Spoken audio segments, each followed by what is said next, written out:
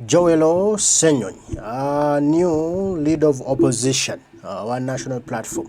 Yalondeddwa olunaku olwaleero okudda mu kifo ky'omukulu Mathias Mpuuga Nsamba abakulembeze b'ekibiina kya National Platform. Era Joel Ssenyonyi oluvannyuma lw'okulangirirwa eri eggwanga nti yaddidde Mathias Mpuuga Nsamba mu bigere, asabiddwa pulezidenti w'eggwanga Kyagulanyi Ssentamu Robert Bobi Wine okwogerako eri abantu, okwogerako eri ensi, okugitegeeza nti nno kati ye lead of opposition omujja era asuubize bannayuganda nti emirimu agenda kugikola n'okusinga Mathias Mpuuga Nsamba wagirese kubanga ate Mathias Mpuuga Nsamba abadde level nnene, abadde ngatto nnene. N'olwekyo Ssenyonyi yeesibe bbiri okulaba ng'engatto ezo asobola okuzigyamu. Katufune ebigambo oba okwogera kwa Joel Ssenyonyi oluvannyuma lw'okulangirirwa nga leader of opposition omujja okuva ku Mathias Mpuuga. Here from our incoming law.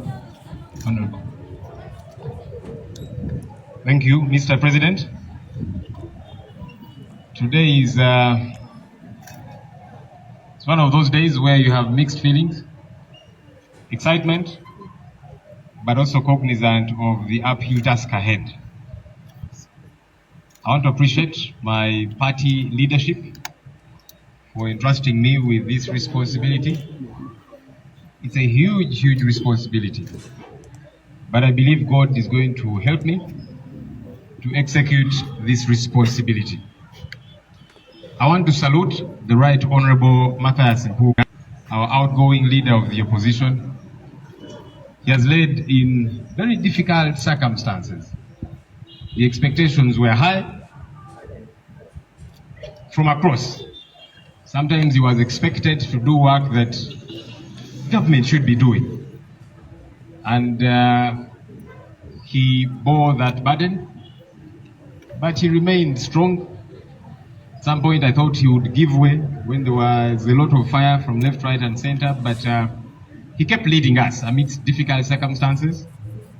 And to you, sir, I want to say, I'll keep looking up to you in many ways to guide me on how to operate. And I'm glad you have offered to give me assistance and guidance. I will look forward to that because we keep learning. The Right Honorable Mathias Mpuuga Nsamba has been in politics for quite a bit of time. This is his third term in Parliament. It's my first time in Parliament, so I have every reason to keep consulting him and the other colleagues on how we ought to do the work that we ought to do. But I'm so glad that he has extended and offered to keep giving guidance, and the rest of the team. And of course, I count on my party leadership and the party membership to be able to do this work, and the team in Parliament that I will be offering leadership. I'm not the most experienced, I'm not the most educated of that team. I don't know, I might not even be the most deserving according to some people, but such is leadership. I look forward to working with all the teams, not just the National Unity Platform from where I come, but the other parties in the opposition to work together because we are more similar than we are different. I want to call on the people of Uganda. The task of change in our country is for all of us. That task should not be relegated to just Parliament. That task should not just be relegated to our president and the party leadership. That task is for each and every one of us. You don't even have to have a position anywhere. But as long as you are Ugandan and you want better, that task is for all of us. So in Parliament, we will do the best that we possibly can, and we shall. I want to give you my commitment because the law is clear. Rule 14.1 of our Rules of Procedure provides that the cardinal role of the leader of the opposition is to keep government in check. Together with the team I'll be working with, we pledge to do that role as God enables us, but to call on everybody out there, let's all play our part. As we ignite the fire in Parliament, let each of us play our part wherever it is that we are. Njagala okwebaza Katonda ku lunaku lwaleero weewaawo nina essanyu naye ate nga ntunuulira olusozi bangalagadde oluli maaso gange lwe nina okutabaala awamu ne bannange, naye nina essuubi nti Katonda agenda kunsobozesa. Njagala okwebaza obukulembeze bw'ekibiina kyange olw'okunteekamu obwesige. Njagala okwebaza Oweekitiibwa Right Honorable Mathias Mpuuga olw'okutukulembera. Atukulembedde mu kaseera akazibu nga buli omu alina byamusuubiramu, byalina okukola oba olyawo ne byatasaanidde kukola kubanga tebiri mu doketi ye, naye nga abadde bamusuubiramu bingi ng'ate nabo bangi, naye asobodde okusigala nga atukulembera, atumwebuuzaako, ate n'asigala nga mugumu. Ssebo twagala okwebaza olw'okutukulembera, era njagala n'okwebaza kubanga owaddeyo obweyamu okutukwata ku mukono. Naddala nze nja kutawaanya nnyo ssebo nga nkwebuuzaako kubanga obadde mu kifo kino, obadde mu paalamenti, kati eno ttaamu yo yakusatu, nze eno yeesooka.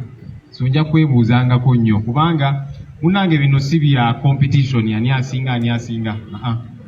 Kubanga n'abantu bengenda okukulembera bangi bansinga emyaka, bangi bansinga experience, oba oliawo n'obusobozi ng'omu agamba nti maybe Ssenyonyi si ye yalibadde asaanidde, oli ye yalibadde asaanidde, naye ebya Katonda bwe bityo bibeera. So mpa obweyamu nti nja kukolaganira wamu ne ttiimu mu parliament, si just bannakibiina bannange mu NUP, naye n'ebibiina eby'enkyukakyuka bannaffe abalala.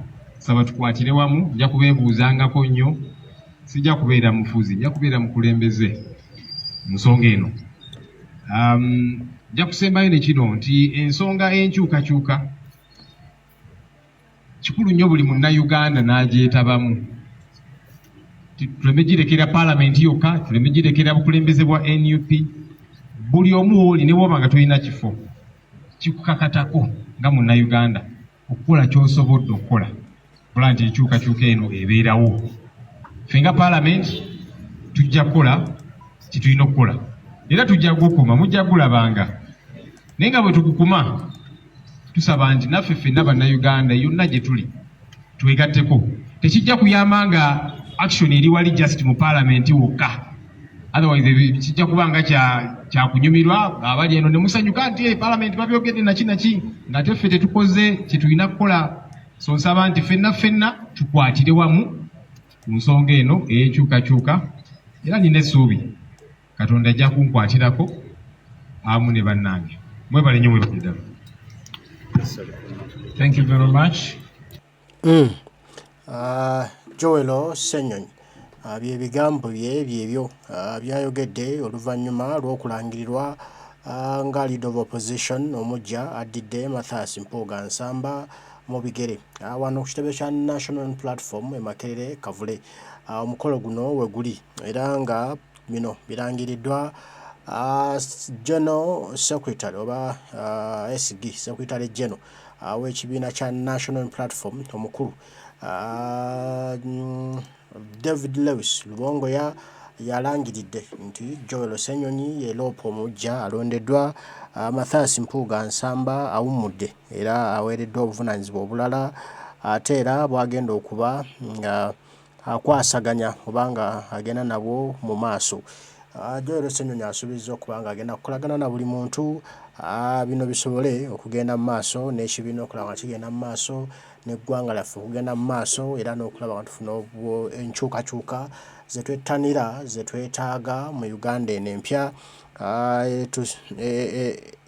gye twettanira oba gye tulwanirira okubeeramu ng'eggwanga lyaffe temuli kubba bululu, ng'eggwanga lyaffe temuli kiwamba bantu, ng'eggwanga lyaffe temuli kitta bantu, ng'eggwanga lyaffe temuli kitulugunya bantu, ng'eggwanga lyaffe temuli kutyoboola ddembe lya buntu eyo Uganda gye twetaaga nga omusolo gwe tuwa gukola ebyo ebiguweeseza ate bannayuganda nga bakulaakulana bagenda mu maaso nga teekebwako omusolo gususse gusukkulumye. N'olwekyo Joel Ssenyonyi asuubizza nti agenda kukolagana n'omukulu Mathias Mpuuga Nsamba era ne Mathias Mpuuga Nsamba n'ategeeza nti emirimu gino agenda gikola bulungi era agenda gikwasaganya bulungi okulaba nga amuwa guidance oba nga ayongera omulambika ku kiki ekirina okutambula kitya, kiki ekirina okutuukawa ku lwa Uganda yaffe ennungi. Tweyanzege Joel Ssenyonyi ebigambo byo, naffe tweyama tujja kuba tutambula naawe tulabe ate emirimu bwe ginaatambula. Mbaagala nnyo mwenna abaliko Omukama Katonda nsaba bankuumire, tujja kuba tuddamu tubyogera ebigambo bataayi mweraba.